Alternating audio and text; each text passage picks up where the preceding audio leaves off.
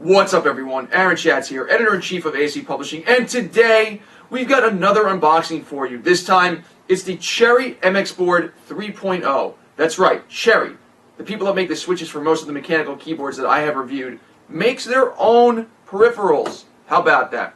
We saw them at CES where they were showing off their new products and such, and we requested their gaming keyboard, but they actually sent this one by mistake. However, I still think this is a pretty good thing to review because it's basically a standard keyboard with Cherry MX red switches, which I've never actually encountered, so this will be the first time I check out their red switches. It's a regular keyboard, and this is an unboxing, and this is a box. So, what do? We break into it. Take this right here. Be careful not to cut yourself. Whoop. Should be resheath the knife. Boom.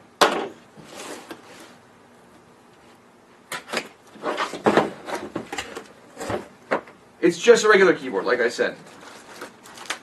But honestly, when it comes to a lot of keyboards, a lot of gaming keyboards take up a lot of space. And not a lot of people like that, including myself. So sometimes a nice keyboard is good to go. And there you go. This is the Cherry MX Board 3.0, and there is a detachable, looks like mini USB cord. I am shocked that people use mini USB still. I really am shocked. Hold on. It's in there. See how long it is?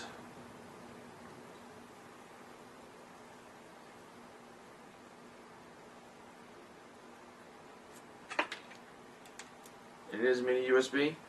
It's about 6 foot or so. Plug it in right here. Oh my goodness. Here we go, right in here. Okay. Once it's plugged in, you're not even going to care that it's mini USB anyway.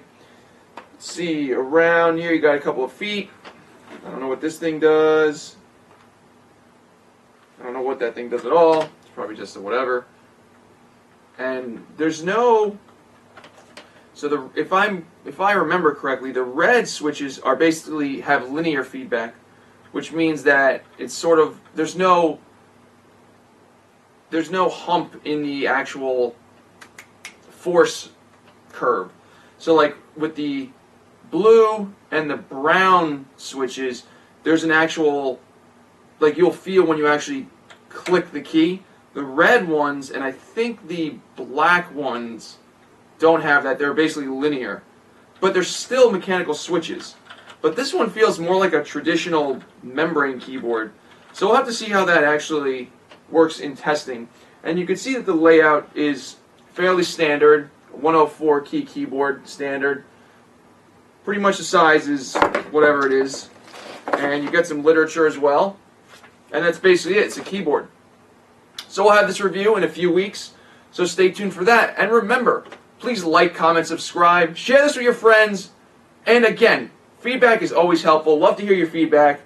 Thanks for watching, everybody. We'll see you in the next one.